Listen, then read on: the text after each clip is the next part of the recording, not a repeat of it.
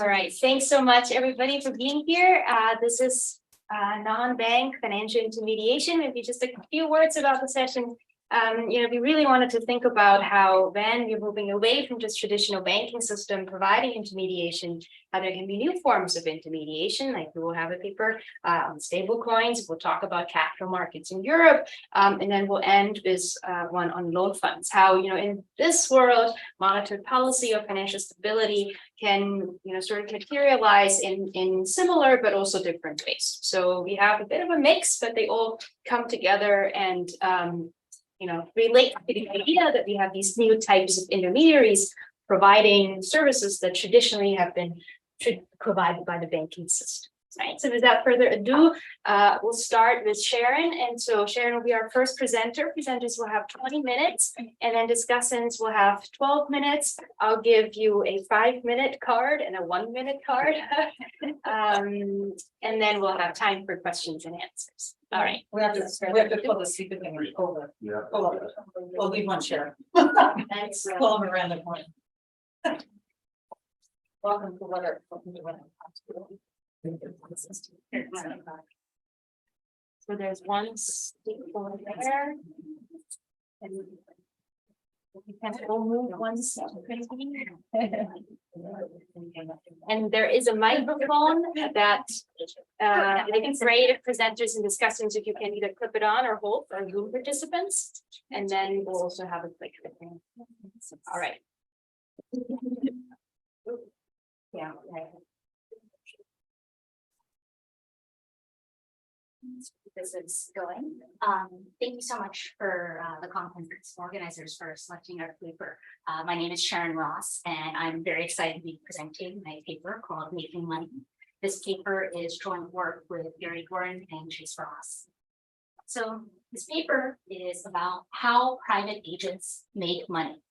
So in virtually everywhere on Earth, we decide that public money is best, and it's has a lot of conveniences of using it. In general, it's very difficult for private agents to make money.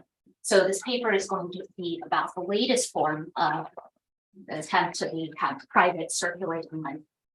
So we have a quote here by Nicola that everyone can create money. The problem is to get a sector. We're going to study two forms of private money that attempts to circulate. We're trying to understand stable coins, the latest form of private money. So to try and understand those, we're going to look at the last example in the United States, which has very good data, which are pre-Civil War private banknotes. We're going to try to compare these two and see what lessons can we learn from the private banknotes. Both forms of private money are debt contracts with the embedded put option to redeem at par. So they have a lot of they're obviously different and in different periods in history, but they have a lot of similarities. So we're trying to understand the lessons from the private banknotes for current stable coins. One of the main results we have in the paper is that banknotes became more money-like over time as their reputations developed and through technological change. So we're going to show that stablecoins have similar properties and face similar challenges in having private money circulate without a lot of questions and information production. So briefly, I'd like to go over how we're thinking about money in general. So the most efficient money is money that agents accept no questions asked, in the words of Holmstrom. So what it means for debt to be accepted, no questions asked, is that it's accepted at par and without reservation or costly due diligence. So what you can think of this is you have a $10 bill and you want to go to CVS and buy milk. You give the well, I suppose if there's someone there, you can give the $10 bill, and it's a very simple transaction. I guess similarly, you could use yeah. So anyway, so there's not a lot of thoughts about what is the $10 bill legitimate or counterfeit. Generally, that transaction goes quite smoothly. You can think of it perhaps more commonly at a corner store. So private money that in order to kind of achieve this no questions asked principle, has to be, is another way of saying that it's information insensitive. Private money generally, though, is information sensitive. And even if it is information sensitive, it can earn a non-pecuniary return that's commonly called a convenience yield. So that $10 bill is convenient to transacting, and as a result, earns, for instance, cash is commonly thought of as having a convenience yield. So in general, a birth of a new form of privately produced money requires a couple of important ingredients. The first is that it has a design that makes it no questions asked. And I'll talk in detail about these two forms of private debt and how they try to make their no questions asked. And the second is a lack of alternatives. So for instance, in stable coins, they're really thought of as maybe the numeraire within digital assets. There's not an alternative to transacting convenience. For private banknotes, there weren't, for example, US issued, the government issued bills. So in this paper, we're going to compare these two forms of private debt, pre-Civil War private banknotes and stable coins. And we ask whether the question of whether the path that banknotes followed to become more money-like can tell us about stable coins. Importantly, we show that technology and reputation development are really catalysts in making money, in terms of driving the questions about whether there are questions asked about the underlying details of the private debt. It is able to improve upon those. So, and we test whether stable coins follow similar dynamics. So to preview the results, we have three main results. First, we're going to estimate two variables that we create. The first is called the distance to no questions asked, and the second is the convenience yield. We show that at inception, these forms of new private money that are trying to circulate actually often have a negative convenience yield or an inconvenience yield. So they're not quite convenient to transact in.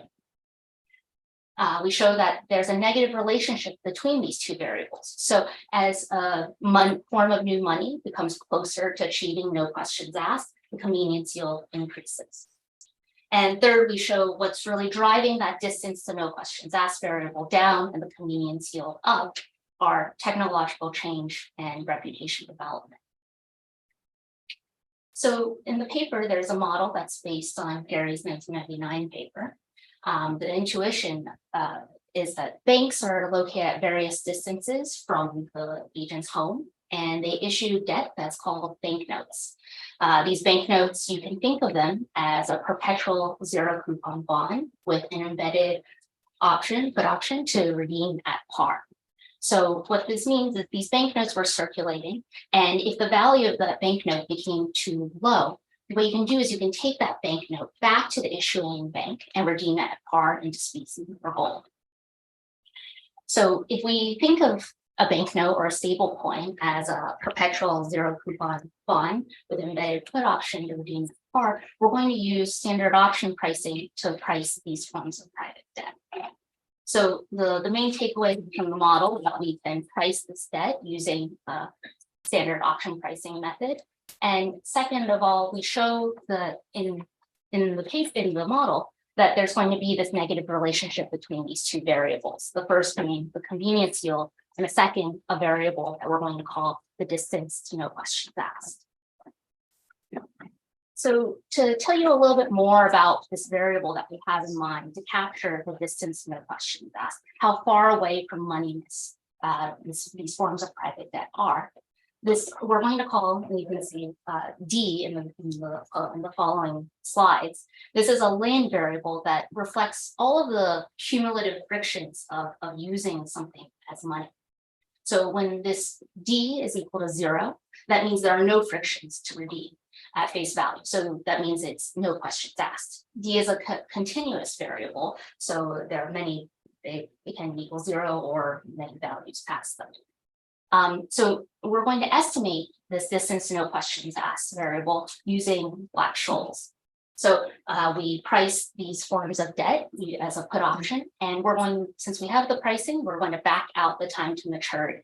And that time to maturity variable is going to be our estimate of D, the distance to no questions asked. So for banknotes, what this distance to no questions asked variable represents is going to be also very related to the physical distance to the issuer. So if you have a banknote that's in New York that was issued by a bank in DC, how long is it going to take to go from take that banknote back to that issuing bank in DC? So it's, and by physical distance, we both mean the literal physical distance and also the cost to travel to the back to the issuing bank, which of course in the 1800s was not trivial. So for stablecoins, this variable is going to reflect all of the frictions of redeeming the stablecoin to fiat. So you can think of that as getting that stablecoin back into your checking account. So this is one of the variables that we measure the distance no questions asked. So now I'll tell you a little bit about the details about these pre-Civil War private banknotes. So here's an example of one of them. You can see it's physical currency, and this is issued by the Bull's Head Bank. There's a lot of details like signature and vignettes, and these details end up being important in terms of understanding whether or not there's a lot of information being produced on these, in the sense that there's a lot of concern about counterfeits. So they're issued again by a specific bank and it's redeemable into specie at par on demand. So in general, these notes didn't trade at par. So the further away you were from the issuing bank, the greater the discount. So you might think of a banknote that was issued by a bank in DC, while it might circulate for $97 in Philadelphia and $95 in New York. So in general, the further away you were, the larger the discount. These notes were importantly not information insensitive. So these discounts varied over time, and everyone who was transacting in these private banknotes were very concerned about what the discounts were, so they could define the price of, because they were used for consumption. So the way that people who were transacting in these private banknotes were able to get the prices were using things called banknote reporters. So banknote reporters, this is an example, reported the price of all of the banknotes with the form of discounts. So if we zoom in here, you can see that the Bank of Racine was issued with, I believe that's maybe a 4.5 discount. This you can see that there's details about the signature of that you should expect to see on the note. You can see it says that tens are altered from ones, which is a common way of counterfeiting by adding a zero. And there's a lot of details about the vignettes and how 20s and 50s are issued by this bank. So the existence of these banknote reporters is very clear evidence that there are a lot of questions being asked about these banknotes. There's a lot of information being produced.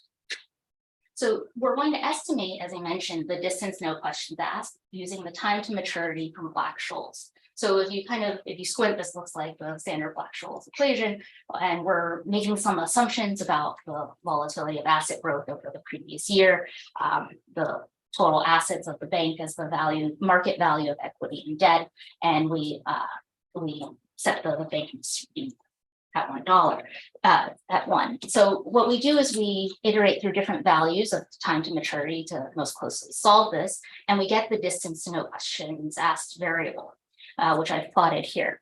You can see that this has banknote. There are ones for banknotes from New York and in Philadelphia. You can see that in general it decreases over time. However, it's not just, as I mentioned, an important catalyst is going to be technology, and specifically for banknotes, it's railroads. But if it was just railroads alone driving that distance, you would expect it down. You would expect it to be, largely monotonically decreasing. And you can see that there's quite a bit of variation in this distance and increases in periods of market stress.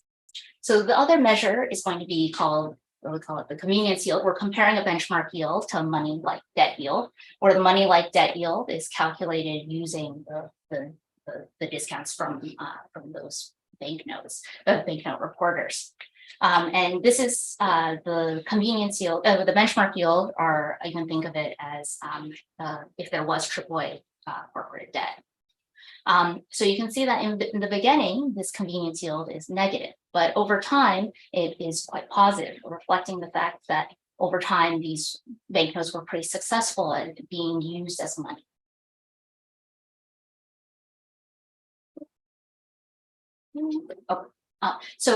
For banknotes and stablecoins, we're going to follow the same set of results. We estimate the distance to no questions asked, the convenience yield, and we show there's a negative relationship between the two. To get to some identification, we use technology shocks. For banknotes, for example, we show how railroads allowed for the faster return of notes to the issuing bank, and we show that as railroads developed, that closely aligns with the distance to no questions asked decreasing and the convenience yield increasing. So for stable coins, they are privately issued digital tokens that reside on blockchain. And these issuers port to back their stable coins one-for-one with reserves. So in general, it varies how easy it is to redeem stable coins across the different ones. In general, it can be difficult to understand using secondary market prices and what information. So instead, a lot of stablecoin issuers, for example, provide somewhat frequent reports about their underlying reserves. So one of the main uses of stablecoins is as for traders who want to take on leverage in more speculative crypto trading. So people borrow stablecoins to finance buying Bitcoin. And this is just, you can think of it as similar to borrowing dollars to finance a stock purchase. So this is a plot of the distance to no questions asked for the stablecoins. And you can see that if you kind of look at the general trend, the distance to no questions asked is decreasing for stablecoins too. For the convenience yield for the stablecoins, we're again comparing a benchmark yield to a stablecoin yield. And we use several different measures for the non-money benchmark yield, including measures within digital assets like the Bitcoin lending rate and within traditional markets like 1-month LX. So the stablecoin yield is going to be the stablecoin lending rate. And in the next slides, I'll show you a comparison of primarily the Bitcoin lending rate against stablecoin lending rate. So the results are robust to these other measures of non-money benchmark yields, but we think that there's probably quite a bit of counterparty risk being included in that stablecoin yield. So the way to most closely account for that is by using the Bitcoin lending rate as the benchmark. So here's a plot of the stablecoin convenience yield comparing Bitcoin's lending rate to Tether's lending rate. And you can see in general, it tends to be negative, and it's very correlated across the different exchanges. So for the stablecoins, we're again going to show this relationship between those two variables, the distance to no questions asked and the convenience yield. So in general, the distance to no questions asked has quite a bit of endogeneity in them. So, for example, as I mentioned, the stable coins, the issuers release underlying details of their underlying reserves. And we've shown in this paper, for example, that distance to no questions asked value decreases after they issue these attestation reports about their underlying reserves. So issuers can deliberately try to affect this measure of distance to no questions asked. So we try to identify the relationship between our two variables using exogenous technology shocks. So in particular, we're going to use major updates to several blockchains, including the largest ones that the stablecoin issuers use. So the stablecoins are often issued on many blockchains. You can see on their website the details about the different blockchains that they issue on. And blockchain updates tend to, I think the goal of them tend to be to make using the ledger faster, cheaper, and more secure. So we show that after these updates to the blockchain, the distance to no questions asked decreases, and we regress the convenience yield on the distance to no questions asked around these plausibly exogenous shocks to the technology of the blockchain with the blockchain updates.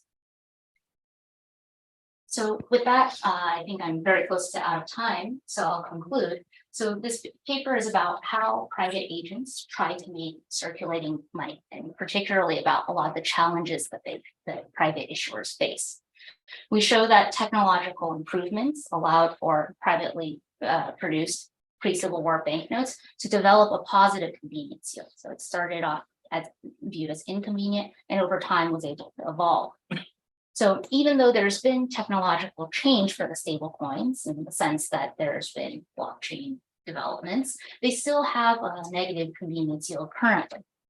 And that's exactly where the private banknotes started out, which is with negative convenience yield. So, and we also show in the paper some more details about how stable coins have not yet developed fully independent reputation, and that makes them the more vulnerable to funds from a financial stability perspective. That's all I have for today. Thank you so much for coming to the presentation. Thank you so much. So much. And our discussant is Will Diamond.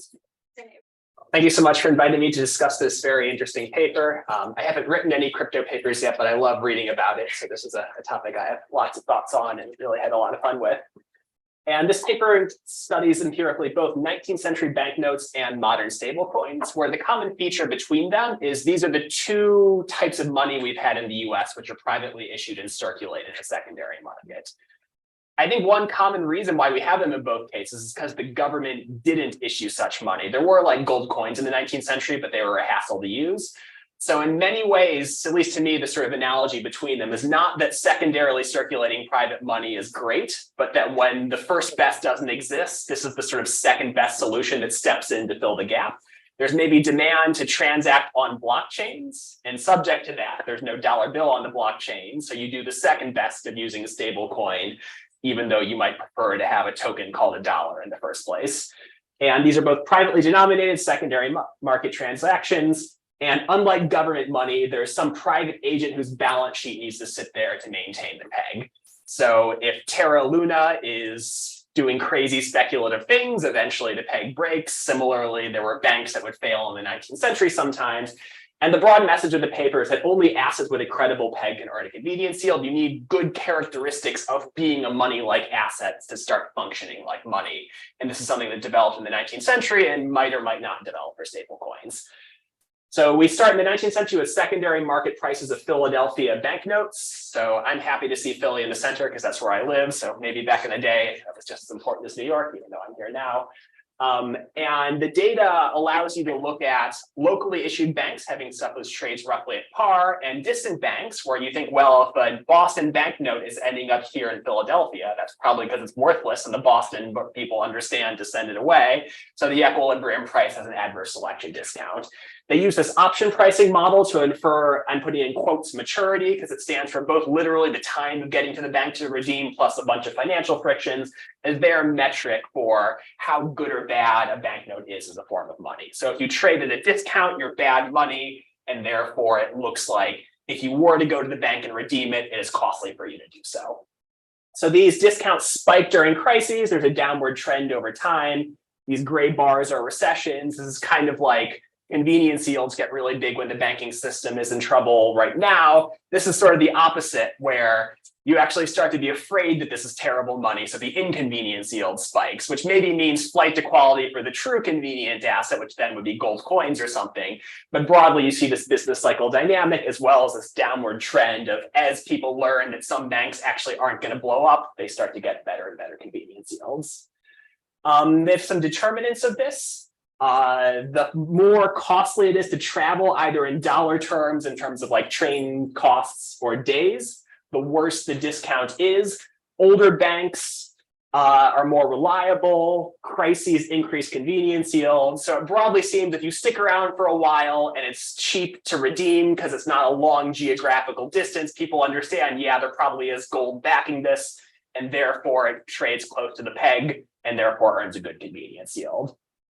Okay, so stable coins are similar, where we have data on secondary market prices, and we measure maturity in a similar way. The one distinction here is when stable coins break their pegs, it goes on both sides. So one thing that will happen is, suppose Terra Luna is crashing, and you want to hold stable coins. It's costly to get your money off of a blockchain, but you can at least trade it for a less ridiculous stable coin. So sometimes when one stable coin spikes downwards, the more reputable ones spike upwards.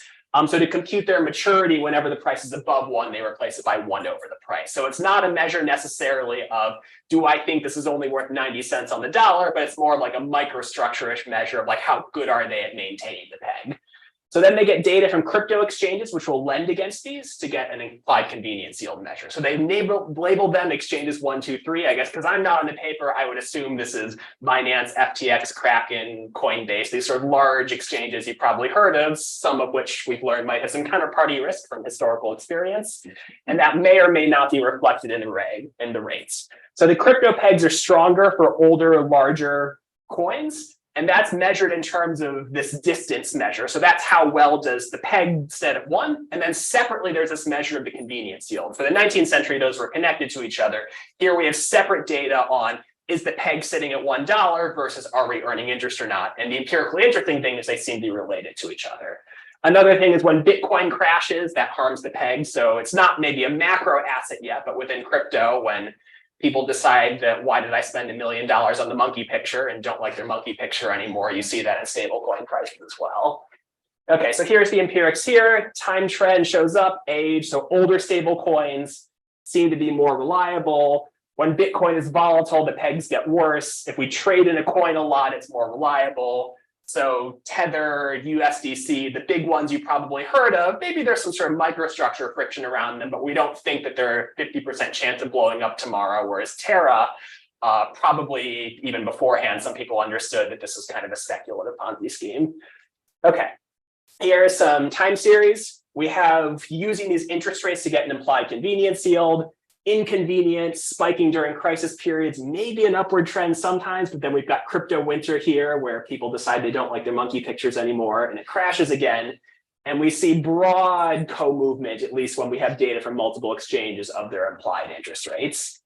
So I guess my first comment is stablecoins themselves don't pay any interest. So the interpretation of this as a convenience yield, I think, is probably the biggest step for the paper. So before, the bank issued the note and there wasn't some secondary party lending against it. Whereas here, somebody is holding that stable coin at the end. If I get a stable coin and I lend it to you so you can lever up and you maybe buy some Bitcoin or Ethereum with that, somebody is holding the unlevered stable coin. It doesn't magically disappear at the end. So I think there's somebody who has to be getting a convenience yield from holding this asset because these non-interest bearing things actually exist in equilibrium. I don't think that invalidates the paper or anything, but conceptually, who is using this to get a yield versus who is actually owning it, I think is really a big picture, not just for this paper. One of the things we need to understand deeply about stablecoins.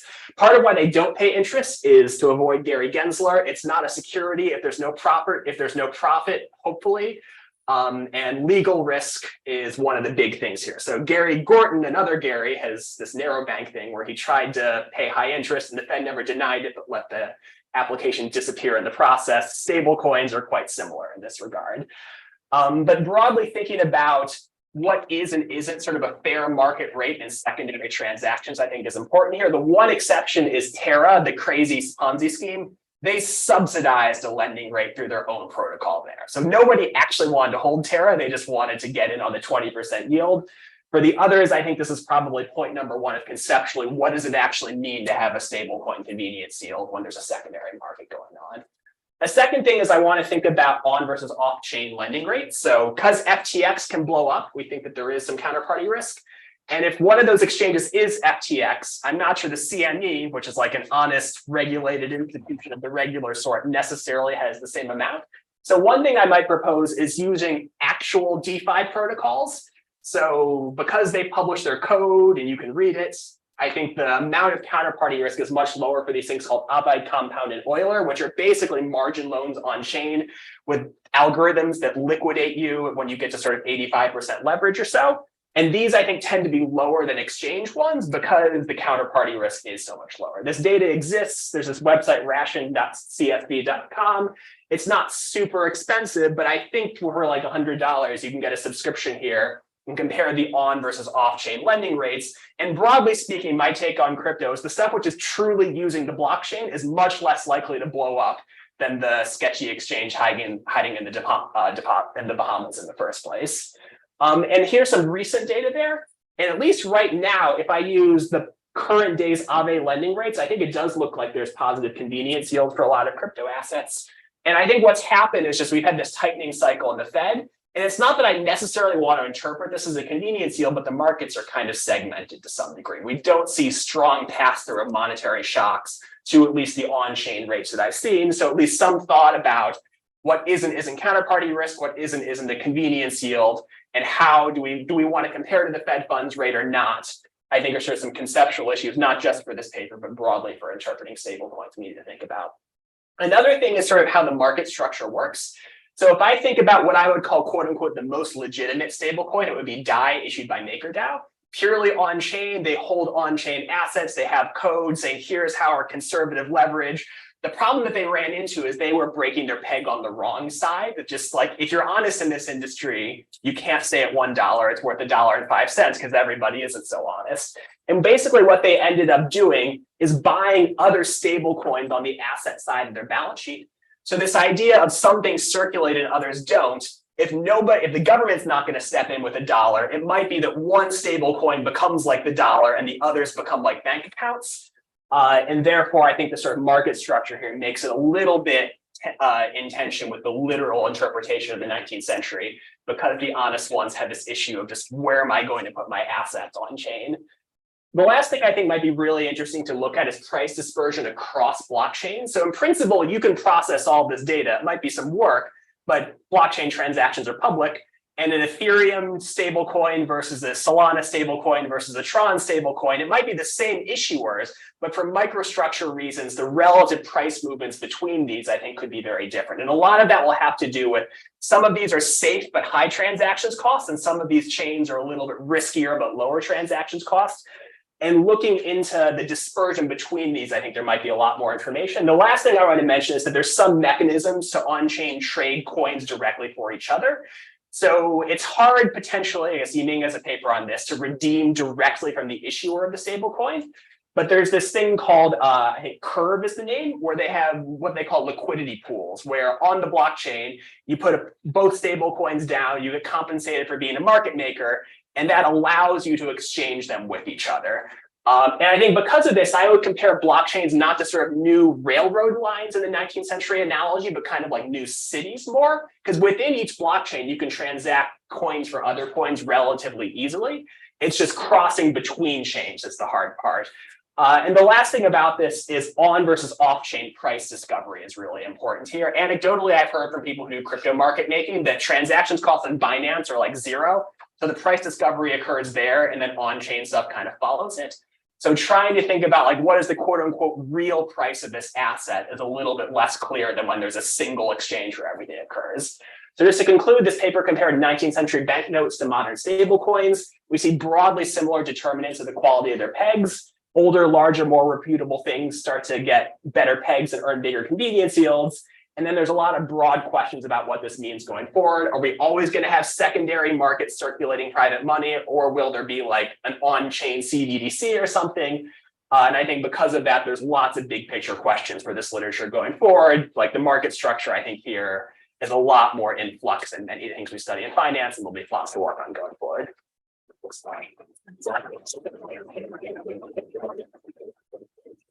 We're going to Yes. move on Yeah, wherever you want to. yeah, all Geographically and background. The distance matters for this too. Well, first of all, thank you, Will, so much for your comments and feedback. This has been very helpful, and we definitely have a lot to think about. I think to respond to some of your comments, I completely agree that, private money faces a challenge relative to public in that, in most cases in which there is an alternative of public money, private money often ceases to exist. So I think that from a policy perspective, it's certainly a question of whether or not we can continue to have privately issued, stable coins, if there is, for example, a CBDC that's uses similar technology and has similar capabilities in terms of settlement and the ways that stable coins are commonly used as somewhat of a numeraire right now in digital assets. So I completely agree that in general, private money has a tendency to be inferior to public money. So I think the other thought that I had was about I suppose about Terra. She mentioned a couple of times. So it's in some sense a lot of the challenges that Terra faces, which is under collateralized stablecoins. So there's not really backing reserves. It faces a lot more challenges from a financial stability perspective and its ability to maintain its peg relative to stablecoins that have their reserves in underlying often traditional financial assets. The other point I think you made was about how stablecoins don't pay interest and measuring our convenience yield using that. For the private banknotes, they too didn't pay, the issuer or the bank didn't pay interest on them. So we calculate the yield using the discounts, but I agree that one challenge is perhaps that, one differentiation is that it is, I guess they're both somewhat related in that the issuer doesn't pay interest. So one of my other papers with the two co-authors on this paper and two more at the board, we asked a very similar related question, which is, stablecoin issuers don't pay interest, but they are investing these reserves in traditional financial assets that may be illiquid or somewhat risky. So how can they maintain their peg even though the issuer doesn't pay any interest? And the answer is the secondary market lending rates that are being used in the paper for the convenience yield. I think your comments are very well taken about looking at the details about off-chain lending rates. That's definitely something that we should explore more. And you mentioned a little bit about price dispersion across chains, and I suppose relatedly how lending rates are related. And empirically they happen to be very correlated, but there's probably more to dig in there, especially when they do diverge. So I guess I'm also happy to answer any other questions about the paper as well from the audience. Yes, any questions for Sharon? No questions. Let me ask a question. I'm Yeah, of curious, course. when you say no questions asked or distant to what questions asked, would it be interesting to think about what are the questions asked? So maybe related to what Will said, is it a question about counterparty risk or credit risk? Or could it be questions about liquidity risk or illiquidity? So that may be interesting to understand a bit the channels or the drivers of this distance to information sensitivity. Yeah, definitely. Thank you for that comment. I think that's definitely something that we should consider more. In kind of the details of the paper, we have a little bit about how, for example, those attestation reports is a way that they're able to decrease it. I think there's a lot of concerns about what are their underlying reserves and how liquid they might be. We've looked a little bit into it, but one of the challenges is that data is very, it's kind of on a quarterly basis, and it's kind of self-reported by some of the issuers. So we've looked into it a little bit, but it's definitely a first order question of what can the issuers do to perhaps make their distance to no questions asked closer to zero. Thank you. Any other questions? If not, thanks again. Our next presenter is Jesse Schreger. Okay. Perfect. So, evening, thanks so much for putting this together. Trish, thanks for putting the whole thing together. So this is joint with Roland, Beck and Martin Schmitz at the ECB and Antonio Coppola, Angus Lewis, and Matteo Maggiori at Stanford on the geography of capital allocation in the Euro area. So, if you want to imagine, well, how before starting this paper and this research agenda, if we want, how we would have thought that if an Italian household wanted to lend to BMW, what they would do. BMW would issue a bond, and Italian households would buy it. It's an integrated capital market.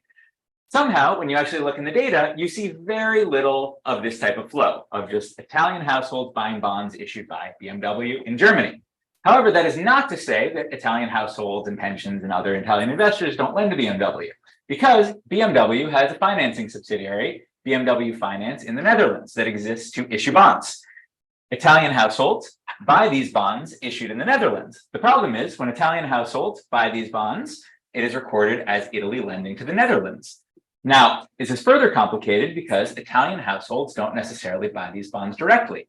Instead, what they will do is they will buy an investment fund based in Luxembourg that will buy the bonds based in the Netherlands. So when you unpack this entire flow, you're going to see Italians having a portfolio equity claim via fund shares in Luxembourg. You'll see Luxembourg having a portfolio debt claim on BMW. You might see intracompany FDI from the Netherlands to Germany, but you certainly will not see a portfolio debt flow from Italy to Germany, which is actually what the transaction is economically.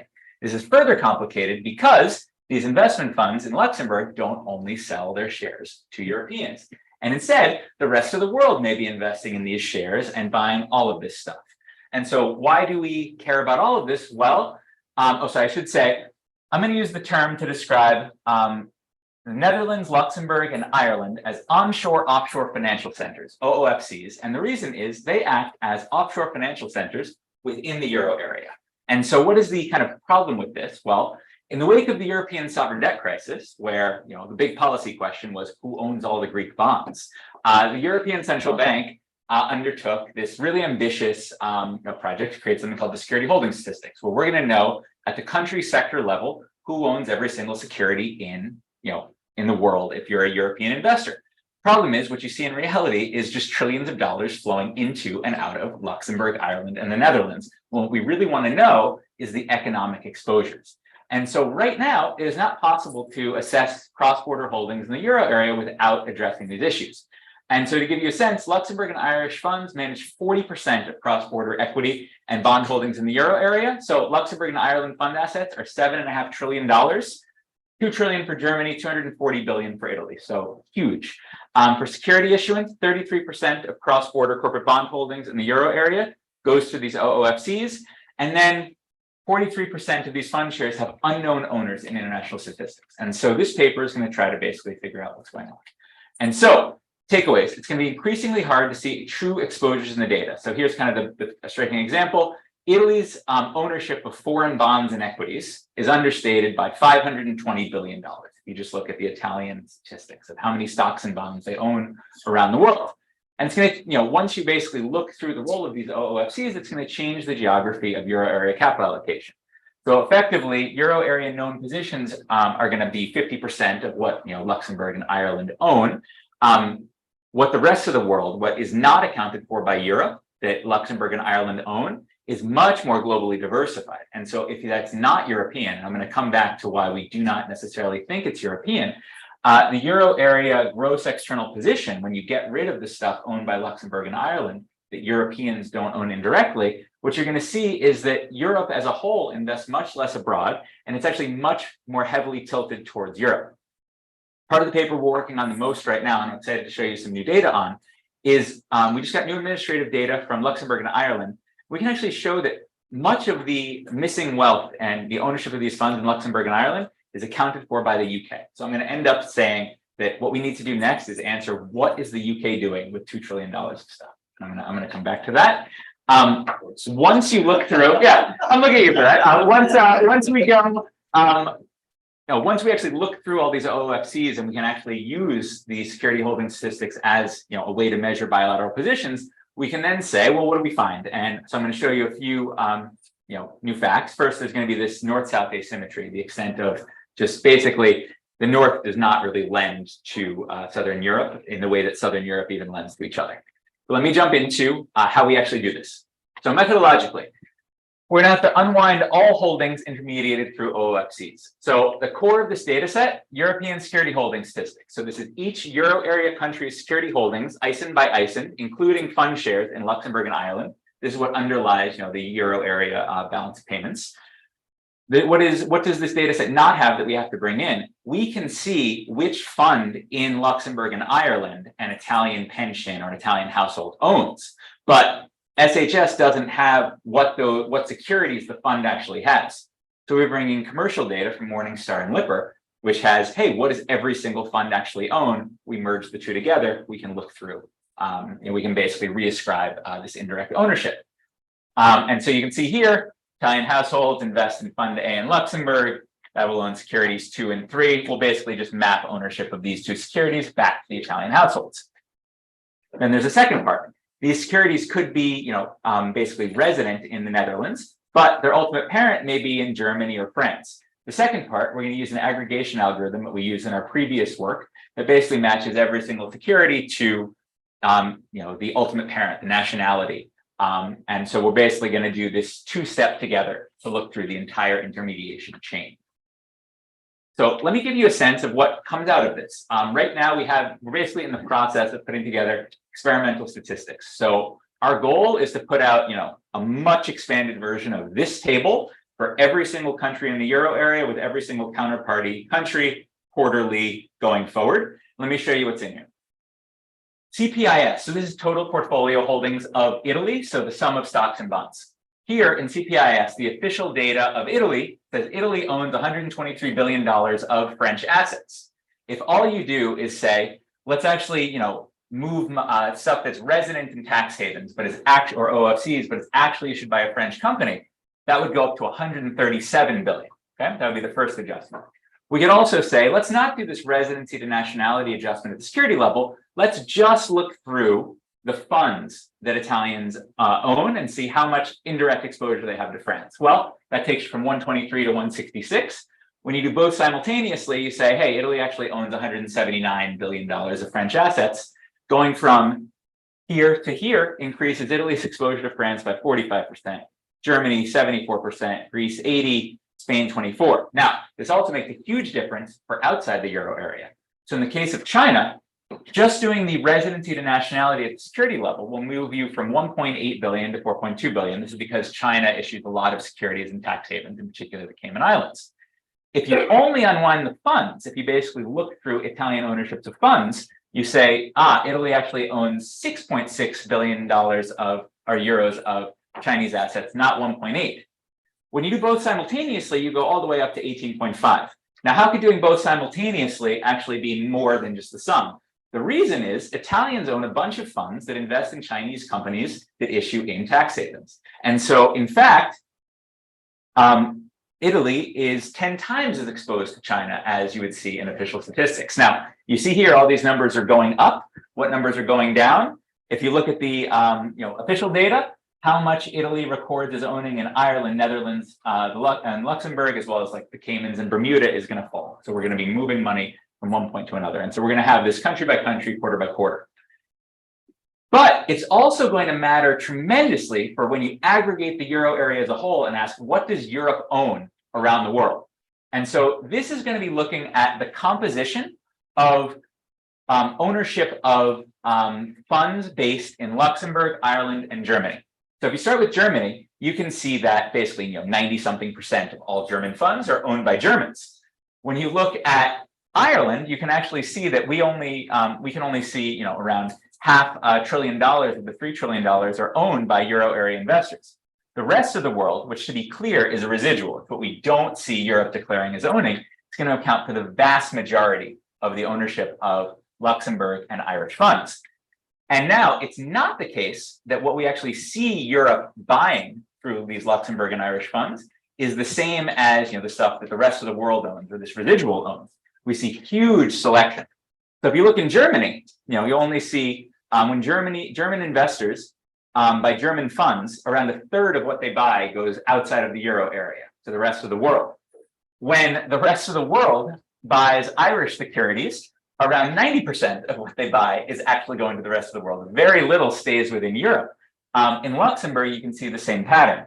Where you can really see heterogeneity in how Europe behaves in OFCs and the rest of the world behaves is when you go to currency. Okay, so let's look at Luxembourg here. In green, this is all the stuff owned by foreigners. This is the share of the funds owned by foreigners. How much of it is invested in US dollars? So more than half of foreign-owned funds in Luxembourg, what they buy is dollar-denominated securities. When you look at what Europeans buy, it's around 75% in euros. And when you actually look in Ireland, it's even more stark, and this is going to be important. Most of the currency of what Irish funds owned by the rest of the world buy is in other currencies. this is all British pounds and nobody but the British buys British pounds. This is going to be important. So what you see basically is it doesn't look like these Irish and Luxembourg investment that we can't account for being owned is actually being done by Europeans.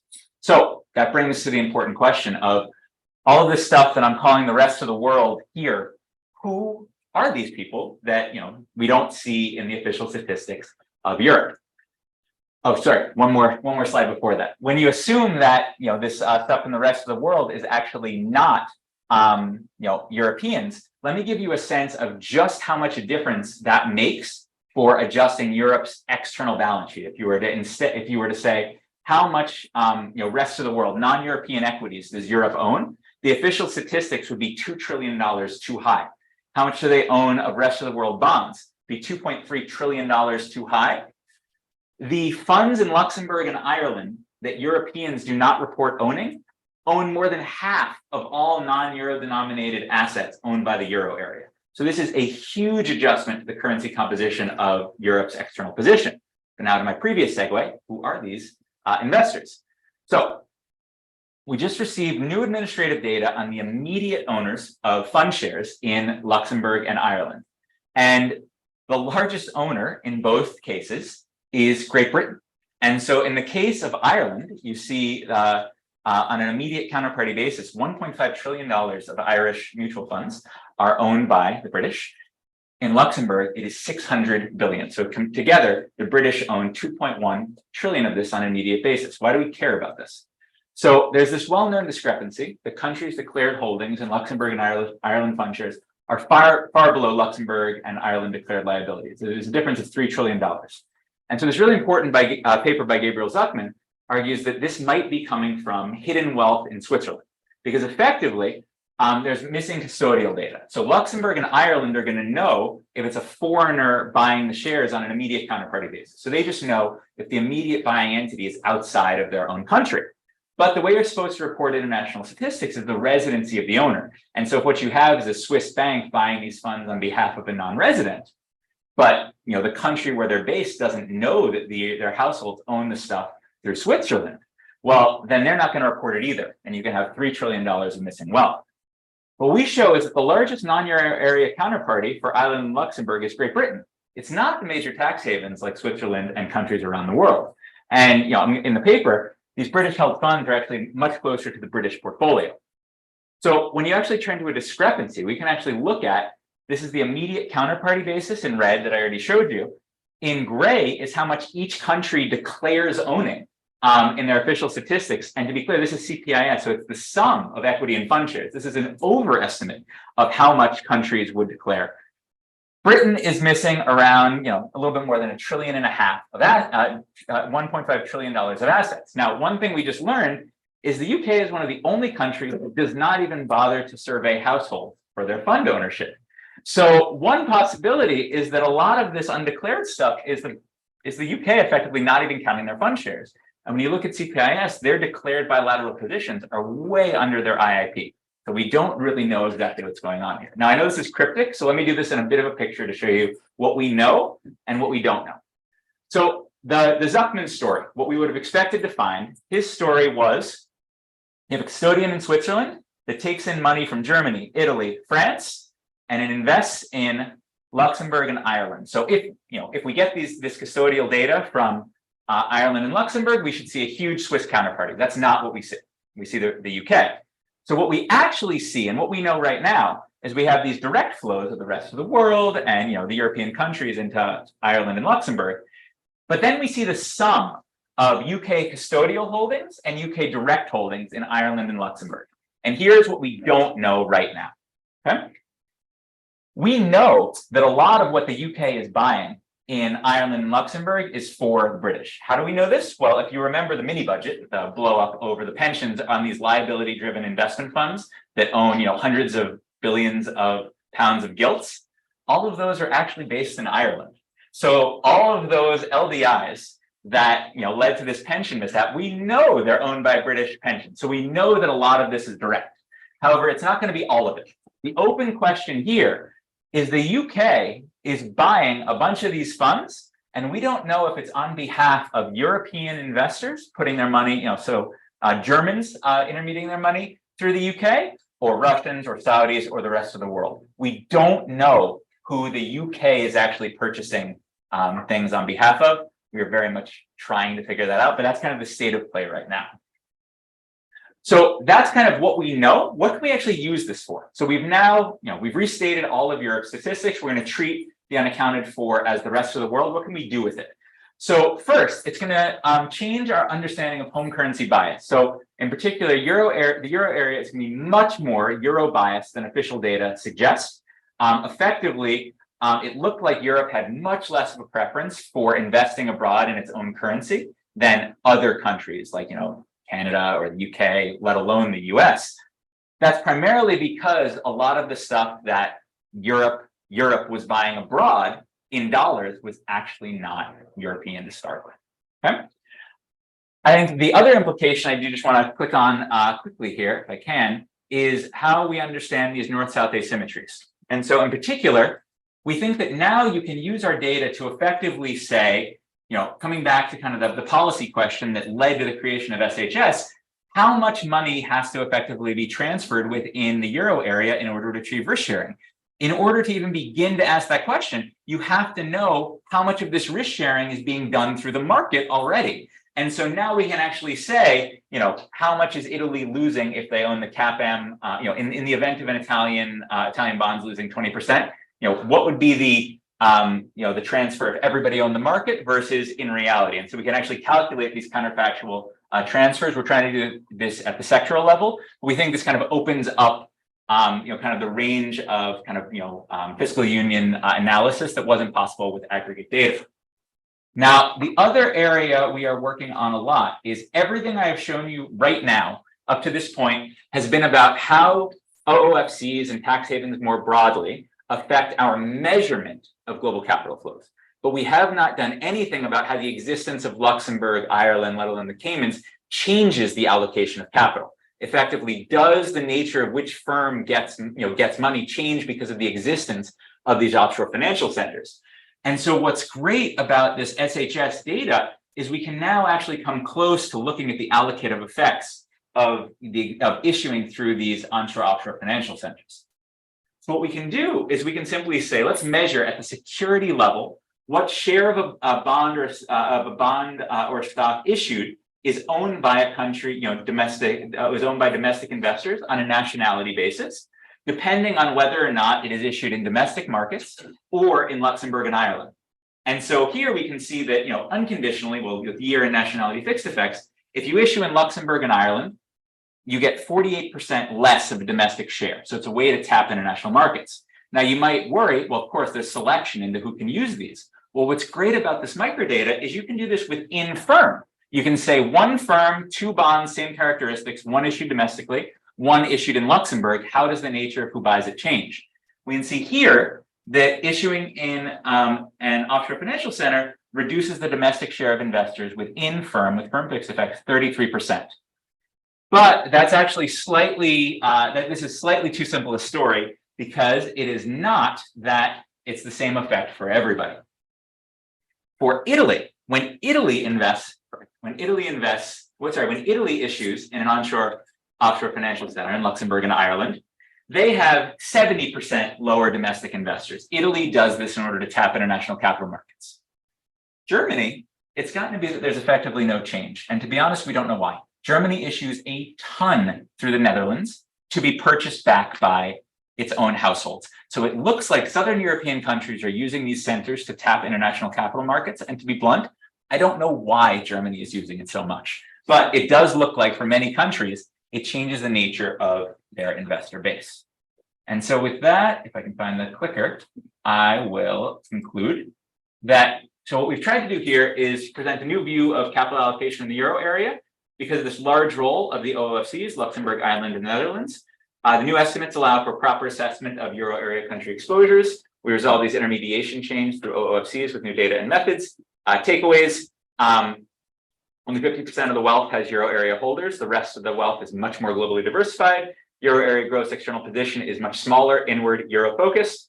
We have this new evidence on missing wealth in Luxembourg and Ireland, where the question is now, who is the UK intermediating on behalf of? And we think this opens the door to analyses like biases within a fiscal union, the allocative effect of OOFCs. And again, we're going to try to make all of this available as experimental statistics for people to use. Thanks very much.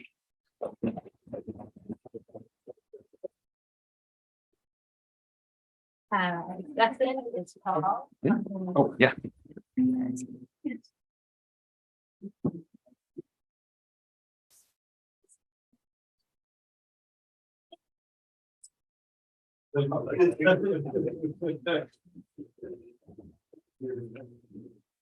Okay, thanks a lot, Timmy, for giving me the opportunity to discuss that paper.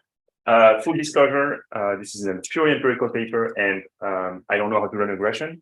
So I'm going to give comments that are not for your analysis, but like the broader impact of the paper and so on. Okay, so a quick summary.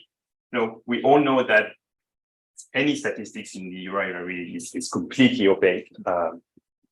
It's not even just capital allocation. If you look at exports, for example, sometimes it looks like Ireland is driving like 100% of the change in net exports of the European Union, which is impossible. So that's a problem for any statistics, and they're going to solve the problem for us, at least on the capital allocation front. And so the way they do this, that they're going to unwind the flows and match the holders and the issuers to basically understand at the end of the day who owes what in the Eurozone. Okay, so my reading of the paper, there are 4 key insights. But you can find like basically a lot of things in the paper. It's full of facts, and you could probably focus any 10-minute discussions on any of these other facts. But I'm going to talk about just 2 today. Okay, so compared to the raw data, the gross external position is smaller. It's more biased towards euro-denominated assets. The Eurozone is less financially integrated than raw data, and there is a stronger north-south divide. Okay, so I'm going to focus just on this for the discussion, and I think it's going to be more than enough for 10 minutes. Okay, so one way to summarize the paper: the euro area is less financially integrated than you thought, and of course the question becomes, so what? And I think it matters a great deal. So you have a very set of implications just because of the facts that you have in this paper. I'm going to focus my discussion on 4 key policy implications that probably all Europeans in the room are going to care about, but other people too. Probably monetary policy is going to be impacted. The way we think about fiscal union, fiscal transfers need to take these facts into account. Capital controls, another front on which you need to understand the facts they're bringing, and the banking union is also going to be an important one. There is also a question about, what does that mean for labor mobility, but I didn't have time to really think through it. So open question if anyone wants to think about this. I'm going to base the discussion on some great works on monetary unions. All the papers are here if you're interested. Okay, so the first thing that we want to understand is, the Eurozone is less financially integrated than we thought. Does that change how we view monetary policy in the Eurozone for the EU? Okay, so take the now seminal way we think about monetary unions, Varian Burning paper in 2017, just simplify it to the extreme, where log utility and so on, everything is static. What happens in this paper is that your output of non-tradables as a country in the Eurozone, on consumption basically, in each state is equal to something that depends on your output of tradables, the transfers you receive from the rest of the monetary union, the price of tradables that is the same for every country because we are in the monetary union. That's what the central bank picks basically, and the price of your own non-tradable, which is just completely rigid. Okay, so what's happening is that the central bank, because can only choose one price of tradables for all countries, faces a trade-off. If a country has very low production of tradables, it's going to have very low consumption of non-tradables, and that's bad. But if you increase the price of tradables too much, then other countries are going to suffer, and because of inflation and excessive output and so on. Okay, so because of this, there is a trade-off between output gaps. Now we understand this, of course. What this paper is going to bring is that we have less risk sharing than we thought in the Eurozone, which means that this transfer between countries are actually smaller than what we thought in this setup. And so which is telling us that monetary policy is actually going to face a more difficult trade-off because of this lack of risk sharing. Okay, so it means that however the ECB is doing its job as perfect as it can, there's going to be more dispersion in output gaps across the Eurozone because of this lack of risk sharing. So there will be also more dispersion by inflation, which brings these political economic pressures that now we witness in the Eurozone. Some countries are not happy because the output gap are negative. Some countries are not happy because the inflation is too high. and so on. And that changed a little bit the cost benefit analysis that we usually compute when we think about forming a monetary union. If you want a monetary union to be really beneficial, you usually need a lot of risk sharing between countries to basically, kill this negative effect that choosing only one interest rate for the whole zone is something that's going to have cost because of dispersion in output gaps and inflation. Okay, there's one way to, of course, solve this problem, and a lot of people talk about it in the Eurozone, and it's a fiscal union. Basically, okay, the market is not able to achieve these transfers between countries.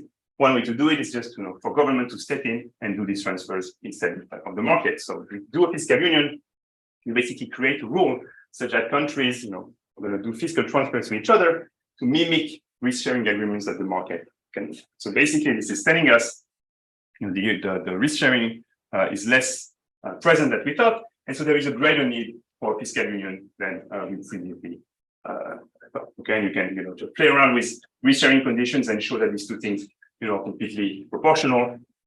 The bigger the wedge between the perfect risk-sharing condition, the bigger the transfers you need between countries to achieve the first best.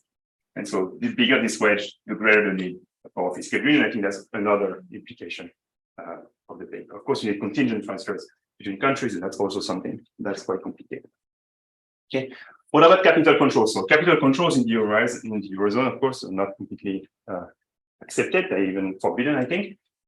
But there is a lot of talk in the academic literature on whether we should do capital controls within the Eurozone. And one of the reasons is that there's, for example, this beautiful paper by Luca Fornaro that shows that if there is a high degree of financial integration, there's going to be capital flights that can create inefficient multiple equilibrium.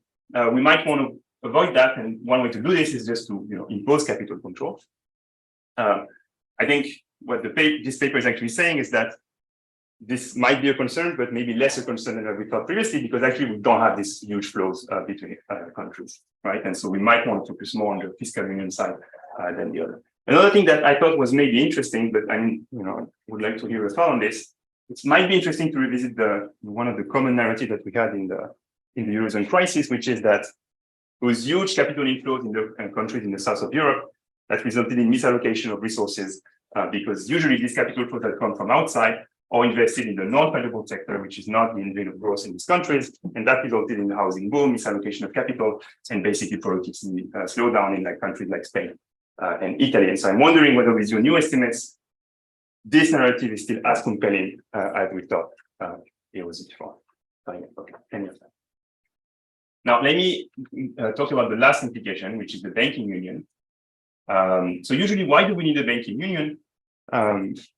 For the simple reason that, if you're, let's take Spain, for example, you're the Spanish banking regulator, you have an incentive to, be very lax on your banking supervision, because the cost of a failure of your banks is really borne also by other countries outside, inside the Eurozone. So German banks, Danish banks, and so on. And so the cost of having a doom loop between your sovereign and your banks, is great, of course, but it's not taking into account that also other countries like Germany are going to suffer. And the idea of a banking union is that we're going to solve that complication by just externalizing the supervision of banks to basically something that's outside of countries' hands, that's going to internalize the fact that this bank's failure doom loops are going to have a spillover between countries. And I think what you show in the paper is that investors in the north, like banks in Denmark and so on, are actually less exposed to these bonds from Southern European countries like Greece, Spain, and Italy than we previously thought. And so that might be less of a need for a banking union. However, what's interesting is that Italian investors, for example, are much more exposed to other bonds in the south than we previously thought. But there is this north-south divide. And I think what this is telling us is that what we really need is maybe not a banking union at the European level. Might be not that important, but what we might need is really, banking supervision at the regional level, at least for the south of Europe, because that's where the costs really are, and that's where the spillovers are really powerful between these countries. Okay, so let me just conclude by saying, very useful paper, very timely. It matters for theorists, even though we don't know how to do these kind of things, but this is great. It matters for the models quantitatively and qualitatively. And in particular, because, in this monetary union framework, so think of the Farian Burning paper, you basically have inefficiencies everywhere. risk sharing, on capital allocation, on basically every dimension you could think of is inefficient. And these kind of papers are telling us, which instruments are going to be the most important, because of course we're not going to achieve first best by just using 12 instruments at the same time. Where is it that we need to put the efforts in terms of optimal policy? And I think one lesson of this paper is that it might be on the fiscal union front rather than capital control and so on. But anyway, great read. So thank you very much for the opportunity.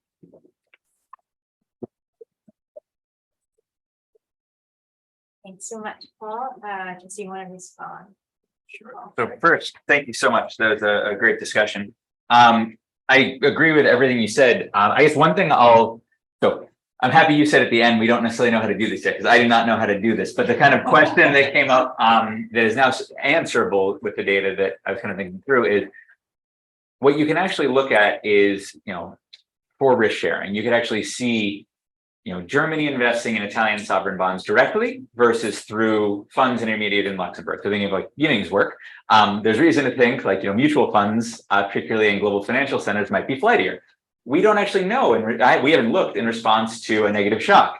Are direct investors going to be flightier, more responsive to a global cycle versus those, in these international financial centers? So there's a sense in which the existence of these OOFCs might facilitate, kind of cross-border investment. But it's an open question, really, of is the nature of that cross-border investment going to be kind of different than if it occurred directly? And I think that there's kind of a lot that one can do by kind of combining the literature on this non-bank financial intermediation when thinking through, the policy options available to Europe. Are we going to facilitate these flows, or are we going to try to encourage them to go directly? Okay. Very good pitch. Okay, so just help us, I think, a little bit better to understand. You have these onshore offshore, and there must be some benefit, right? You call them tax havens in some sense, and that's maybe why the Germans still issue there, because there must be some tax treatment that for somebody is advantageous, right? And so one way to think about it, that everybody gets the tax benefit, but perhaps the Italian firm or Spanish firm or Portuguese firm gets the additional access on top of the tax benefit, or the investor gets the tax benefit. So I would think this more as an, you still get benefit if you're German, and only because it goes to zero in COVID doesn't mean there's no additional benefit. What you just said is exactly what we expected to find. That is exactly what I thought I was going to stand up here and say was the reason. And we cannot find we do not yet know the differential tax treatment that leads to sorting into these, because a lot of the difference comes in these withholding taxes, and withholding taxes shouldn't matter if you're paying your taxes and declaring them. And so I do not know who is taking the benefit of this. Otherwise, I would be claiming that we knew why firms were sorting into it. What you just said is exactly what we thought we found. Somebody is getting a tax advantage. Now, I read, on the fun side, I read the world's most boring 700 pages, like how to open a UCIT in Luxembourg. And there is a challenge in, yes, these funds are getting around taxes. If you ask Luxembourg why they're there, returns to scale, and now they have the greatest minds in finance based in Luxembourg. Now, when you look at the availability, the nature of the funds that Greeks buy in Luxembourg, it's a menu of assets that's not available directly. So while I do believe that there must be a tax loss to Greece somewhere of the intermediation going into Luxembourg, it's not obvious to me that that's a loss to Greece if what they're buying is, diversification. And to me, that's where you would actually need a model in order to do this. And we haven't come close to kind of quantifying those two. Securities law would be the other one. Yes, I agree. I agree. That's So I have to step out and take a call. I don't really think I'm offended by what you said. Same comment I gave to Antonio a few weeks ago. It's, you set it up as if Luxembourg, Netherlands, Ireland are the key major world tax havens, but what you really discovered is that the UK is the world's biggest tax haven. That's actually been going on. Almost. Either the UK is a giant tax haven, or the UK is the worst keeper of financial statistics for their own investment. No, they go together. No, they go together. I know. I agree. when we saw that the UK does not, I mean, right now we're in a back and forth with ONS trying to figure out what they are counting and what they're not counting. That they are responding far slower than Luxembourg. But that's exactly it. I don't know. To me, the key split is yes, they're acting like a tax. I think they're acting like a tax haven for the rest of the world, but the reported amount of equity that the UK says they own in Ireland is too low. So a lot of it is also, I believe, and this is my co-author would say I'm overstepping here. I do not think that the UK is declaring correctly how much they simply own directly in Ireland. So that combination of not reporting your own assets is making it harder to figure out how much of a tax haven they are. And that's exactly where we're pushing. Ignorance and malfeasance. Yeah, so I don't mind that first figure to show that kind of the ultimate goal is to account how many the Italians are lending to BMW, but you have these financial centers in the middle. But what I don't understand is the following: we have these financial centers that maybe they have some tax advantage, maybe the law is better, they have the some externalities because the size they can. So you have all these type of reasons why they are kind of in the production line of this trade. It's like an intermediation. Yep. So how can, without any structural model, can you do a counterfactual in which, absent this financial center, these Italians are linked to the structure? No, we can't at all. The answer is we can't. We view this as the eventual. What is the paper that I hope can be written in a few years is to answer that question. This is primarily a measurement paper. Even beginning to ask that question is not possible until you know where the flows go. But you cannot do the counterfactual without a model. I hope this data can be used to write a model, either, to discipline a model, either us or by someone else. Yeah, I agree completely. Yeah. Just out of curiosity, when do you start, when the data starts? Because like going back to the euro area creation, do you see a difference with the adoption of the euro? Yes. So 2013, and we have it in the paper. I should have shown it here with a short talk. If you see European financial integration, you take Europe, A plus L over GDP. It has a massive jump around the euro area, and it stays permanently higher than other developed countries. When you take Ireland, Netherlands, and Luxembourg out of the euro area, there is no relative movement in financial integration. We are debating how we can use the 2013 data to come up with the most defensible way to back that up. And so actually Luxembourg is being quite helpful in, even though we don't have the SHS data, they're being very helpful on the fund ownership side to help us try to do that. But yeah, those three countries account for essentially all of Europe's excess financial integration relative to the rest of the world. So I have a really simple clarifying question that relates back to the UK question. At one point, you were talking about input currencies. Yes.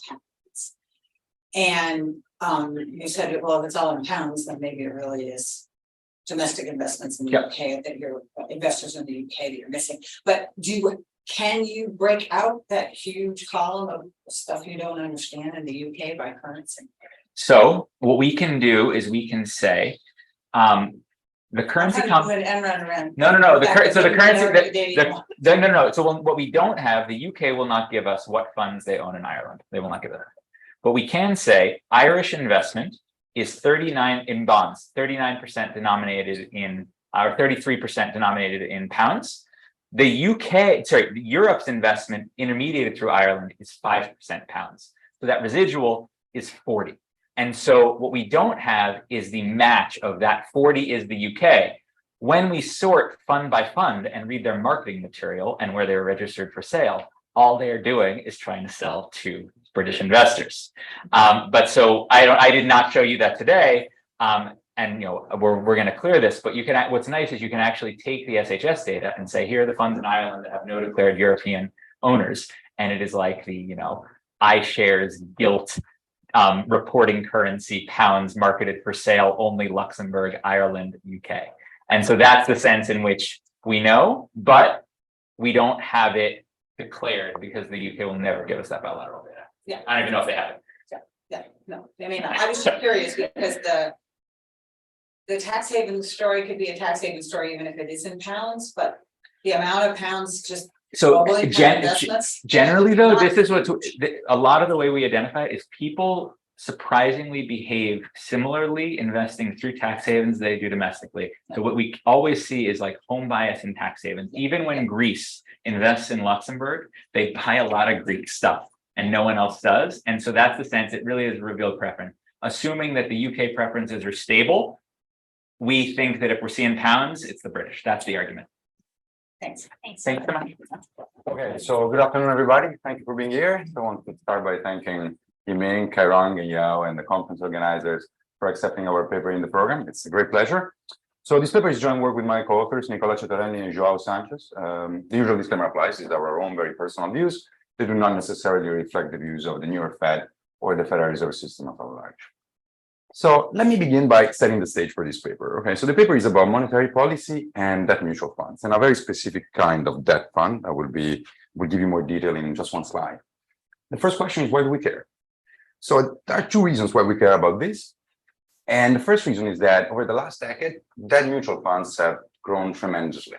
Okay, so as at the end of 2022, I think the total assets under management in mutual funds holding debt securities were around $20 trillion. In 2010, it was just less than 10. And it's not just that they are big.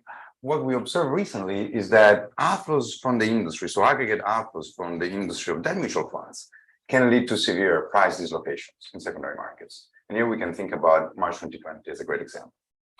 And this leads me to the second reason why we care about the effect of monetary policy on debt mutual funds, which is these non-bank financial institutions engage in liquidity transformation. So they hold very liquid securities, most of these corporate bonds or loans are quite liquid, and then they redeem all shares on the liability side of their balance sheet. So if you think about them, they are much closer to the role of traditional banks than the view we had of mutual funds back in the 90s. So these two observations basically beg two very natural questions. The first one is, how does monetary policy affect flows, the size of debt mutual funds? We have a wonderful long-standing literature on the effect of monetary policy on banks, but we know very little about the effect of monetary policy on debt mutual funds. And today I will focus on this question. Then there's a second question that we also try to address in the paper. Once you realize that they're not different from banks, of course, you have this idea of possible runnability of debt mutual funds. So that's the second question.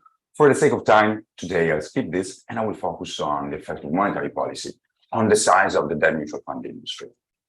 Actually, in particular, I would focus on a given type of debt mutual fund, which is loan funds. Okay, and I will look at the time window between 2010 and 2019.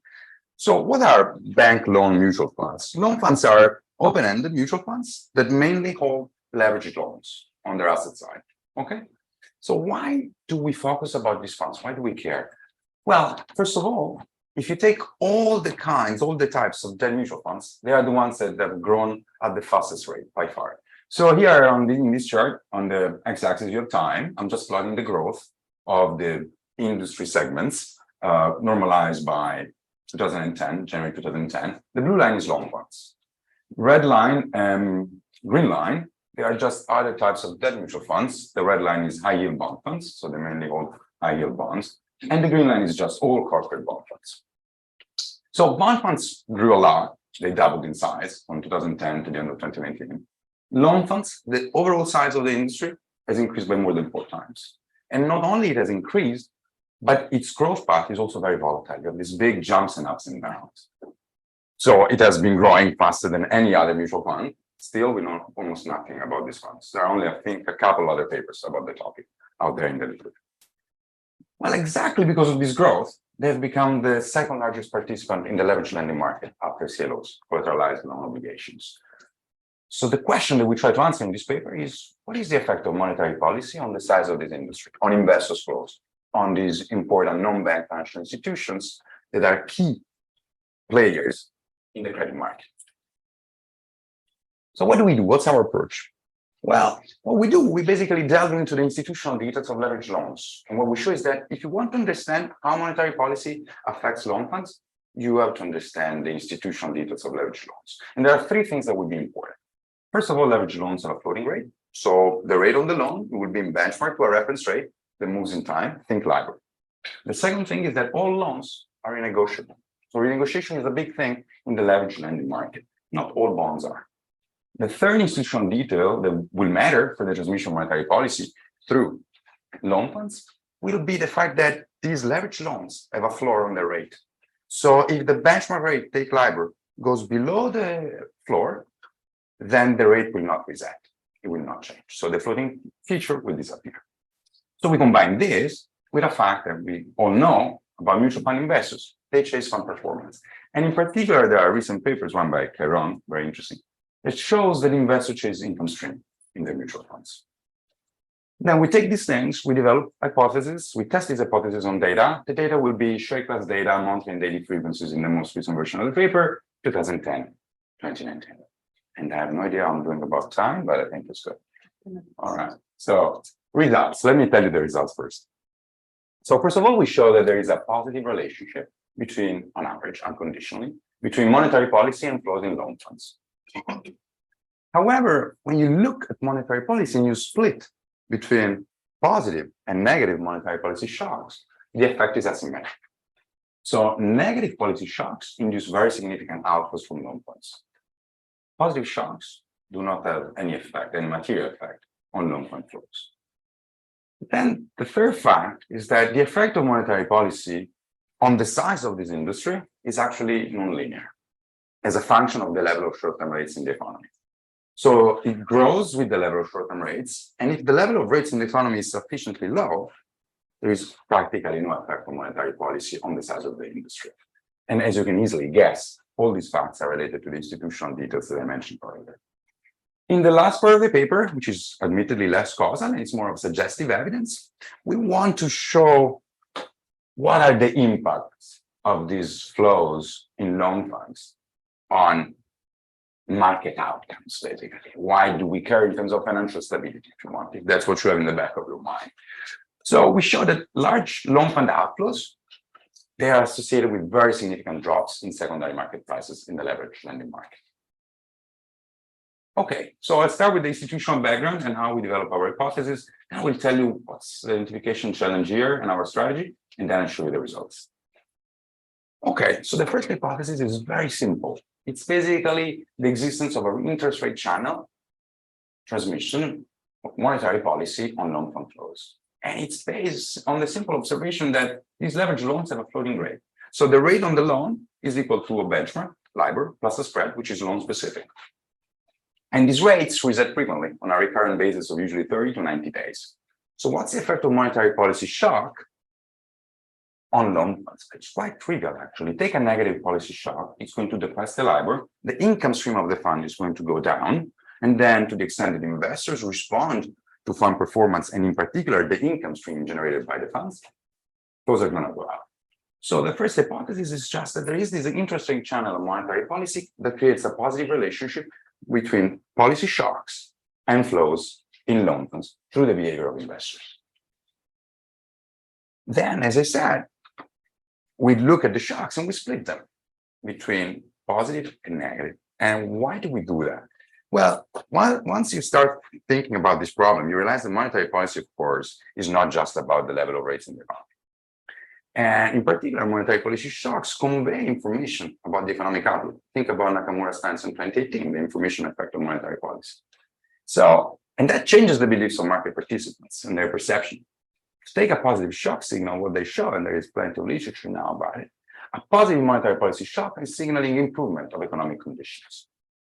And this combines with the other institutional feature that is typical of leveraged loans, renegotiation.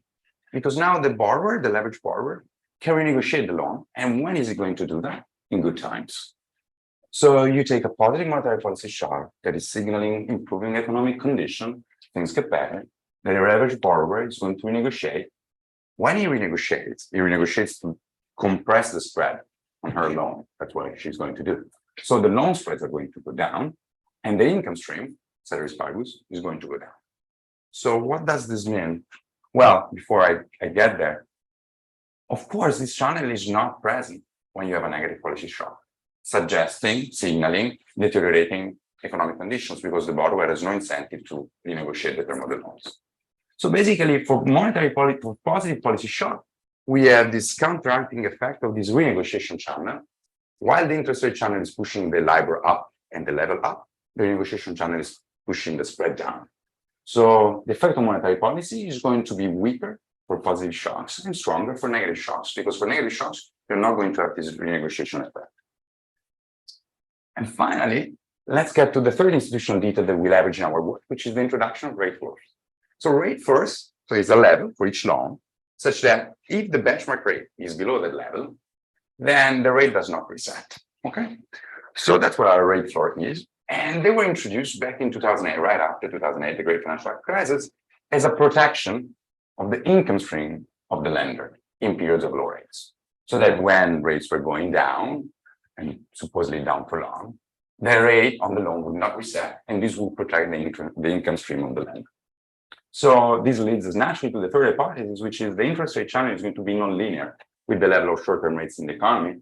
And in particular, if rates are sufficiently low, then it's going to be significantly weaker. Because when you're deep into the region below the rate floor, changes in LIBOR, so monetary policy shocks, are not affecting the loan rate. Okay, let me talk about identification challenges in our empirical strategy. So there are two obvious challenges here. The first one, of course, is to do with the role of monetary policy, which is not just influencing the level of rates, but it's going to affect all financial markets, debt and equity financial markets alike. And it's going to affect in particular investors' risk appetite and their choice between debt and equity funds. So there's this beautiful paper by Caron with Lorenzo Garlappi and Ken Daniel in the JF, in which they show that low federal funds rates, so negative monetary policy shocks, push investors out of debt funds and into high dividend equity funds, with these investors trying to reach for income. So what is the problem here for us? The problem is that what we observe here, then outflows after negative shocks in monetary policy, are not due to the specific institutional feature that we highlight, but it's just due to investors leaving debt funds as a whole and putting their cash into stock funds. Moreover, this effect will depend on the risk profile of the underlying funds, because monetary policy will interact with the risk appetite of investors. The second challenge is also quite obvious, right? We need to identify monetary policy shocks, and in particular, we need shocks that affect short-term rates, so LIBOR, due to this interest rate channel, and our time period as a prolonged time at the zero rebound. So how do we do it?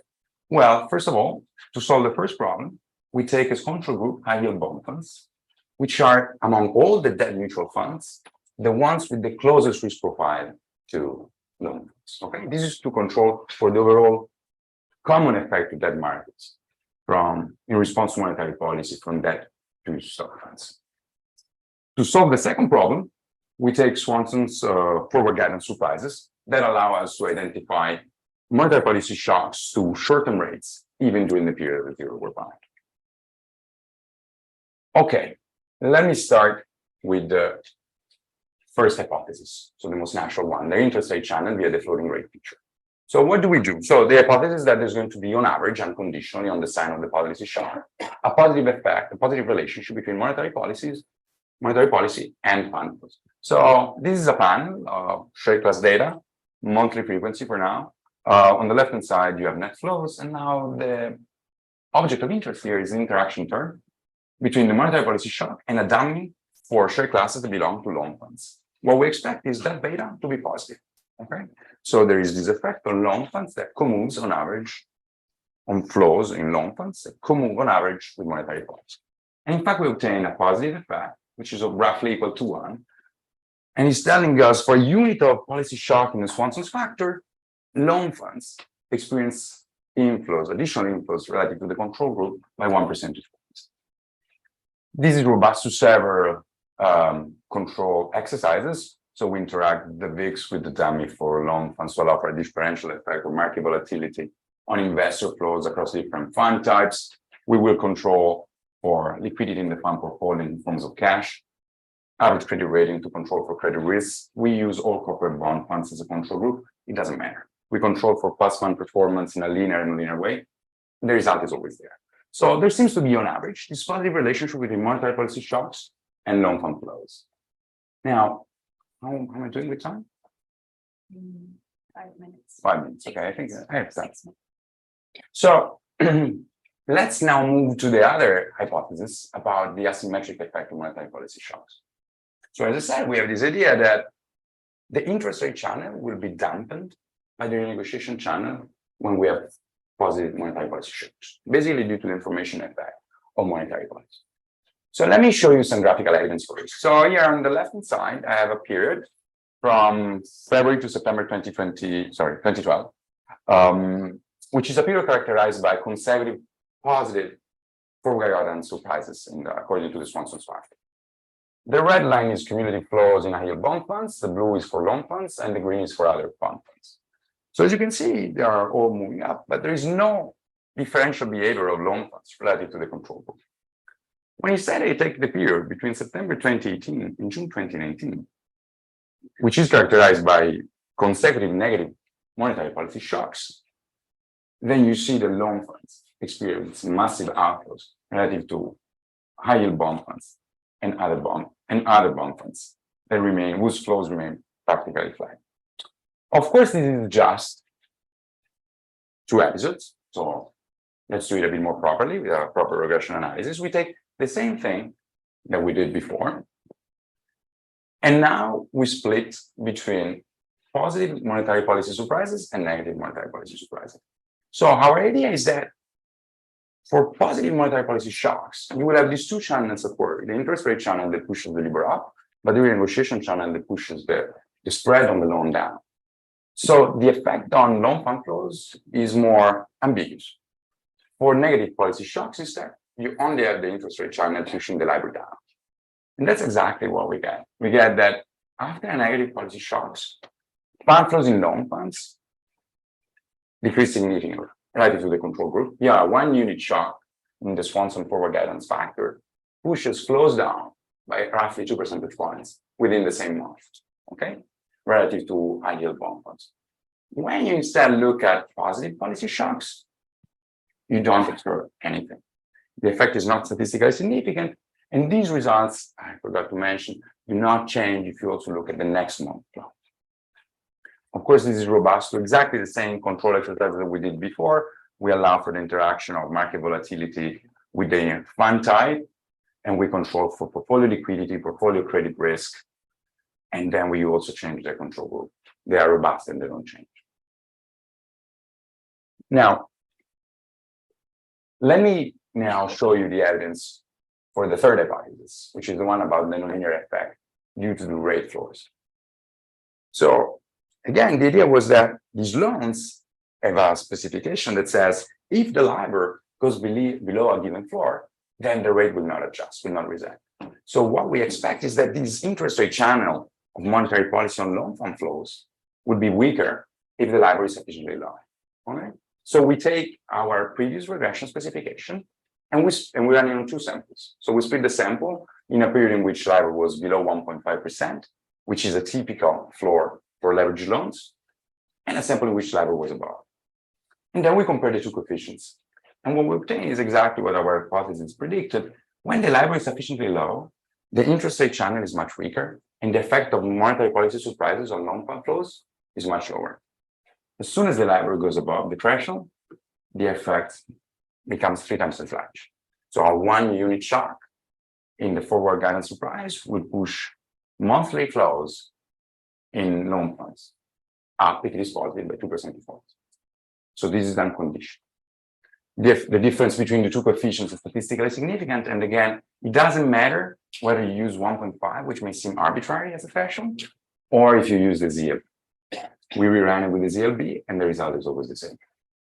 Now, I think I'm doing very well with time. So let me just spend a bit more time on the last part, which is not about causal analysis and identification. It's more of suggestive evidence, but motivates a bit why we're doing this in addition to the academic interest in understanding monetary policy transmission through non-bank financial intermediaries. And here what we have in mind is a bit financial stability. So what we do, we take 2 market indexes for prices of leveraged loans and high yield bonds in secondary markets. We split the sample. Now we do a time series analysis. And this is monthly data again. So that's the monthly change in this index for high yield bonds and for leveraged loans. And we try to understand whether big changes in the price are associated with flows, outflows, and inflows in these aggregate fund categories. So this is an aggregate analysis in the time series. What our intuition tells us, because of the liquidity transformation that these funds engage in, and Kairon, Yiming, and Miao have beautiful papers about it, outflows will matter. And this beta will be important and significant. So exactly because the assets they hold are liquid, when they meet investors' redemptions, they will create price pressure, and the price in the secondary market will drop. So we split positive and negative outflows. We have lag price, of course, a bunch of time series controls. And the first column is for loan funds, and the second one is for high yield funds. So as you can see, inflows don't really affect market prices for loan funds. Outflows do. So a 1 percentage point outflow in aggregate in the industry will push the index down by 3 units. There is some similar behavior in high yield bond funds. That's not surprising. High yield bond funds are also liquid, although the coefficient is smaller. But the key is then looking at the very big outflow.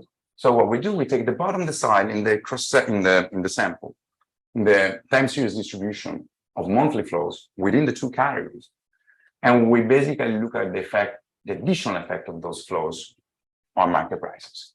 And again, flows on average don't matter, but when you get a very big negative flow in loan funds, then the market price or this index for leveraged loans changes dramatically and drops dramatically. You don't have the same effect for high yield bond funds, although people have focused on that, especially after March 2020. So what do we do in this paper? We study the effect of monetary policy on bank loan funds. So they are a fast-growing and critical supplier of credit in the leveraged lending market. Monetary policy is very important in explaining their flows. And what we observe is that negative policy shocks will create very large outflows. Positive shocks will not have any material effect on the size of the industry. And the effect of monetary policy on this non-bank financial institution is non-linear. So it will depend on the level of short-term rates. So basically, what our analysis is pointing to is an asymmetric nonlinear transmission channel of monetary policy to leverage lending through one of the most important non-bank financial intermediaries active in the credit market. There is a significant market price effect, which is not identified causally, but is just suggested.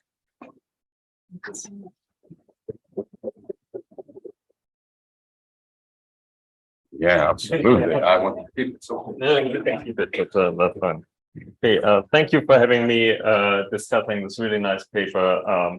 So, of course, I work for Fed too, so this is not only the opinion of the board or the New York Fed, but also not of the Chicago Fed.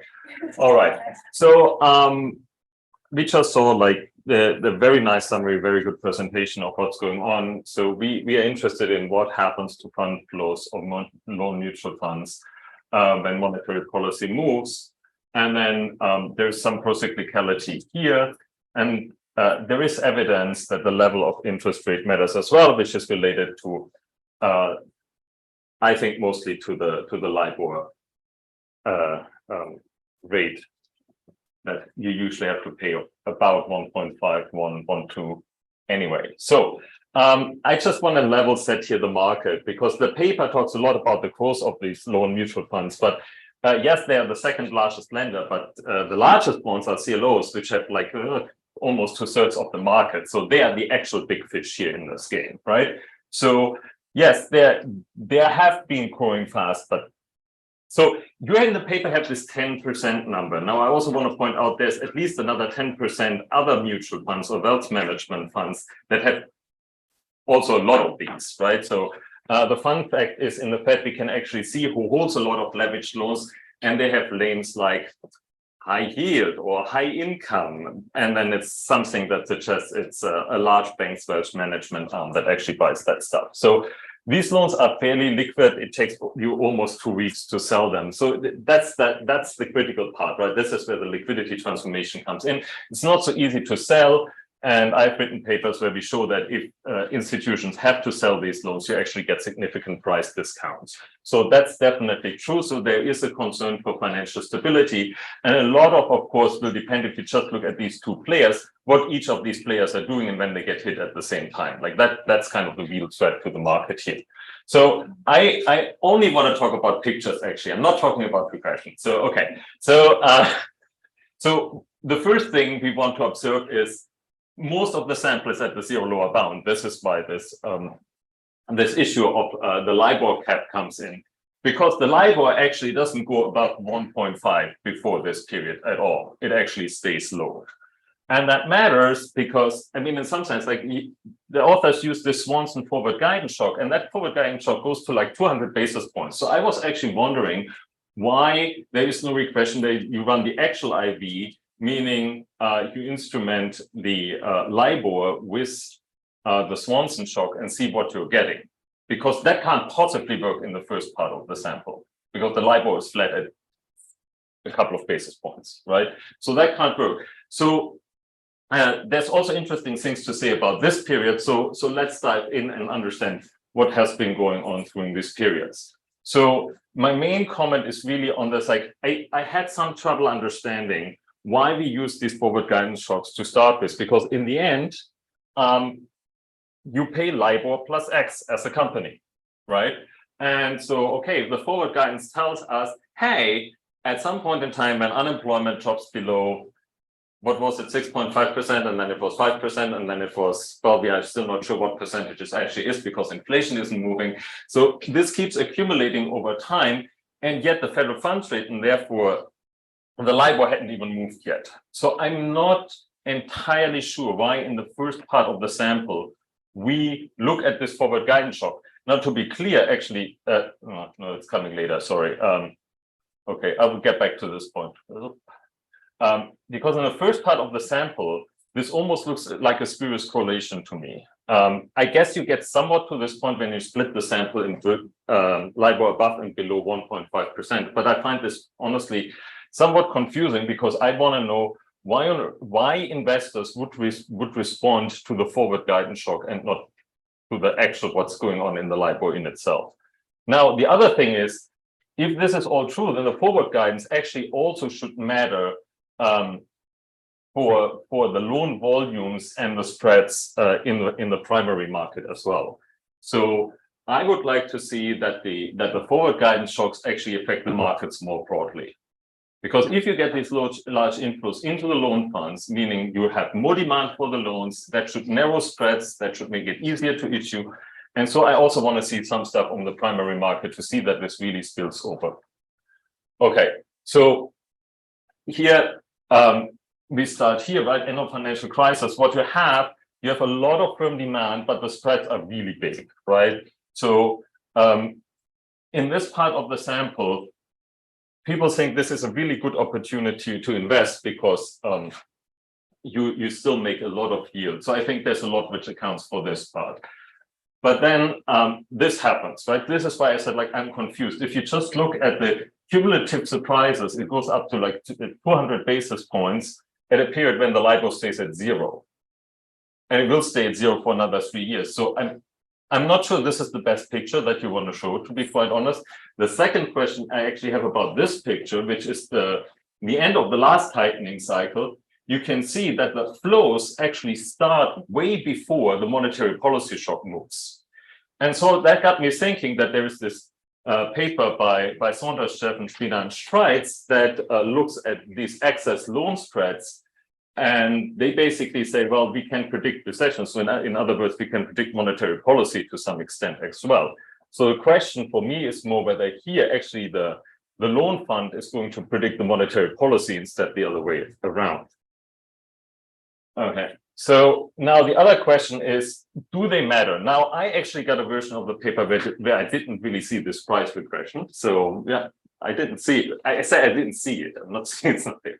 Okay, so they have a relative small market share. And there's a very nice paper by NM and co-authors that show that there are complementarities between the CLOs and the loan funds. And what they show is that when loan funds have flow pressure to sell, in certain segments where it's advantageous for the CLOs to buy for institutional details that I'm not going to bother you with, that the price effect of these fund-induced sales is much less. So there is some complementarity going on between these two institutions.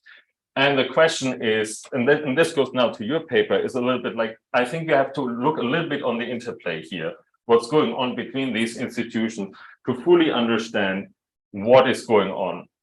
So I actually would encourage you, I don't need that much time, I actually would encourage you to actually, instead of looking at the indices, going on to the loan level data. We have loan level prices, well, we have loan level quotes, but that's the best we have.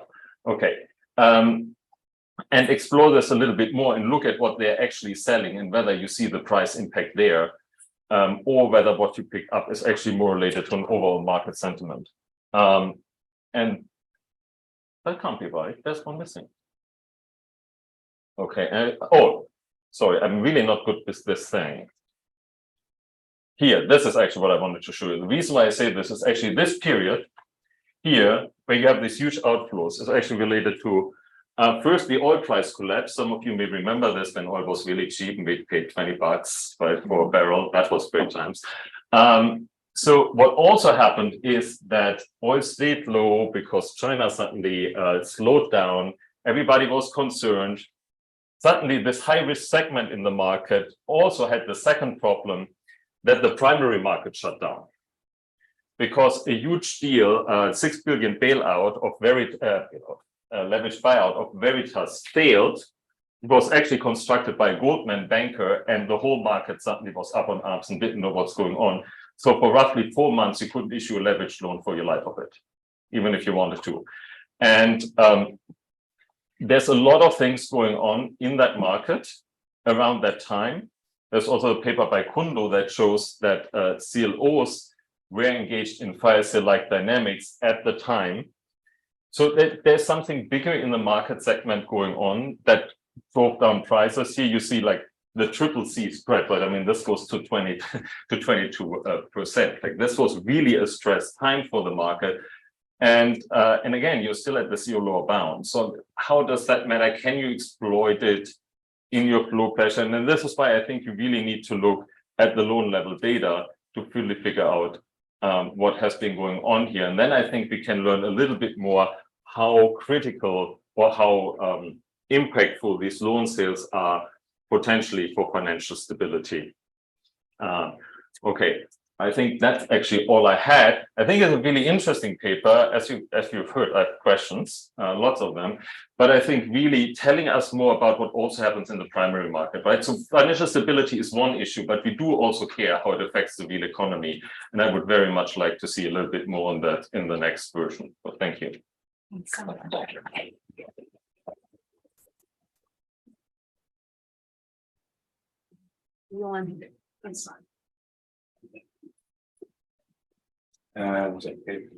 me take that.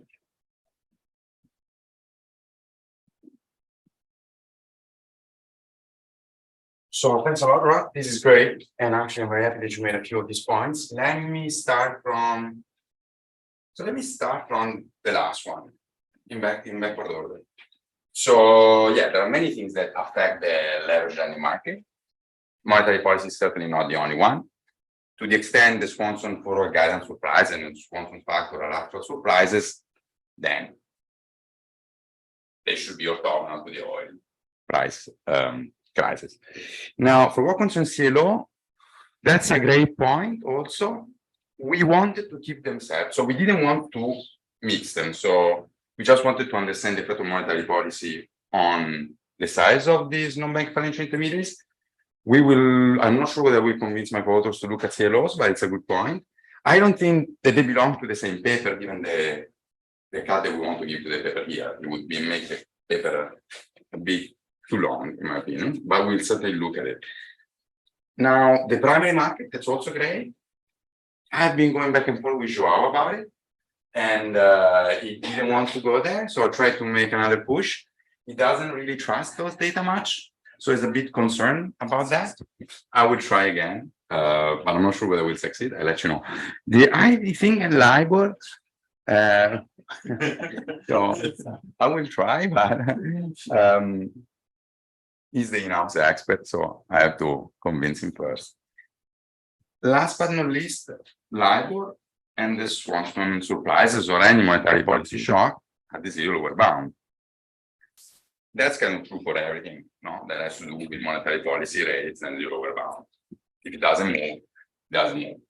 Now, what we realize, and we've been thinking a lot about it, and what we realize is that expectations about future movements were a big deal for leverage lending market and for mutual fund investors. So I agree with you that that's exactly why we wanted to use these surprises. There is not much variation about the LIBOR per se.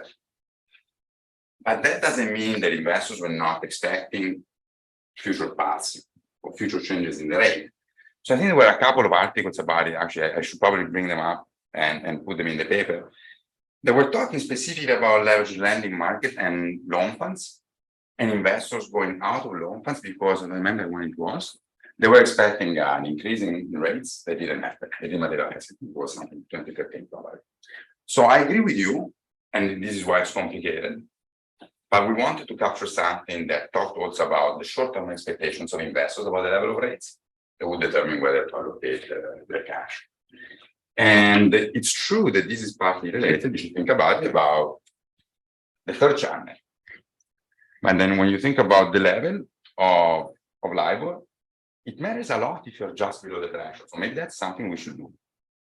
If you are just below 1.5, then the expectation about the future path of monetary policy is going to matter a great deal, because as soon as you surpass and go over the threshold, then the resetting feature is going to kick in and it's going to affect your income stream in the immediate term.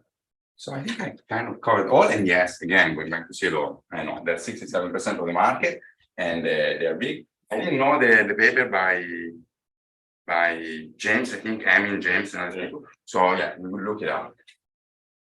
I thought that our expert was convinced that CLOs do not have the capacity to absorb large buy sales, also because of some institutional details related to the liquidity. But that honestly, I don't know. So, but we kept them separate, and we didn't want to put CLOs in the same.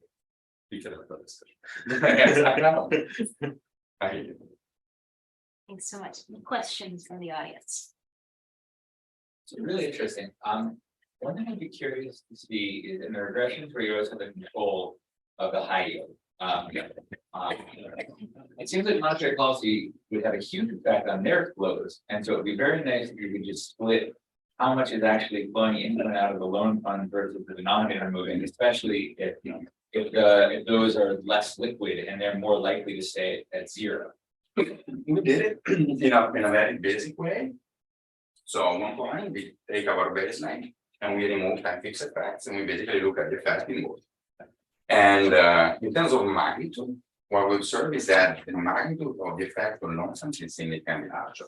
So there is an effect also on high bond funds that, however, in our sample, using this monetary shocks, was a bit against common intuition, meaning that it's also positive. But in terms of magnitude, it's not as large as the one you observe in loan funds. Now, this could be due to several things. It could also be due to the fact that loan funds are smaller to begin with. But they're not that much smaller than high bond funds. In aggregate, the industry, if I'm not mistaken, is 80 billion, 100 billion. So it's not all corporate bond funds versus a small set. So I don't think that explains also. So if you think about the refinancing channel as kind of explaining the nonlinearity, could you potentially look at like the times when the loans were originated? For example, if they're originated during a period of low interest rates, those kind of in the cross section are quite less likely to be refinanced. So the problem with that, if I understand correctly what you have in mind, so we want to look at the size of this industry and close in these regions. So what I would love to do, and I try to, but I fail, so I have a question for Jessica, is to have security level information on the portfolio of these funds. And I couldn't find it. So even in Morningstar, the ones that I had, in my subscription at least, there's very, very scant information on security level data. It was only one quarter, 2019 Q1. Ideally, that's what people should be doing. And there is a new form by the SEC, which should have the information on the monthly frequency. I haven't downloaded it yet, and board. So if you're interested, you just go download the security level information for all mutual funds.